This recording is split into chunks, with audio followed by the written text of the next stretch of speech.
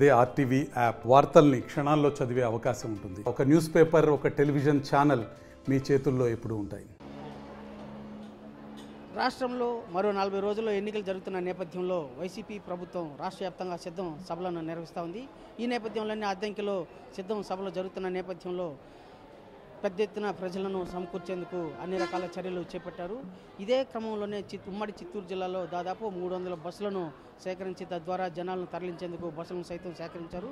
ఈ క్రమంలోనే తిరుపతి పుణ్యక్షేత్రమైన తిరుపతి ఆర్టీసీ బస్టాండ్లో బస్సుల కొరత కారణంగా ప్రజలు అటు ప్రయాణికులు తీవ్ర ఇబ్బందులు ఎదుర్కొంటున్నారు. ఉదయం నుంచి బస్సుల కోసం గంటల తరబడి వేచి ఉన్న పరిస్థితి నెలకొంటా ఉంది. నిత్యం తిరుమలకు తిరుపతికి దాదాపు 1,00,000 మందికి పైగా యాత్రికులు భక్తులు వస్తుంటారు. వీరి సౌకర్యార్థం ఆర్టీసీ తిరుమల తిరుపతి మార్గంలో దాదాపు 400 బస్సులను రోజు నడుపుతూ ఉంది. ఈ క్రమంలోనే సిద్ధం సభలకు బస్సులను కేటాయించడంతో బస్సు సౌకర్యాలు లేకుండా భక్తులు అటు ప్రయాణికులు తీవ్ర ఇబ్బందులు ఎదుర్కొంటున్నారు. ఇలాంటి పరిస్థితి నేపథ్యంలో ప్రశ్నించే తత్వం ఉన్నటువంటి ప్రజలు సైతం ఏం చేయలేని దుస్థితి నెలకొనింది. బస్సుల రాక కోసం గంటల తరబడి వేచి ఉన్న క్రమంలో అటు ఆర్టీసీ అధికారులు సైతం దీనిపై ప్రశ్నించగా సమాధానం చెప్పలేని పరిస్థితి నెలకొనింది.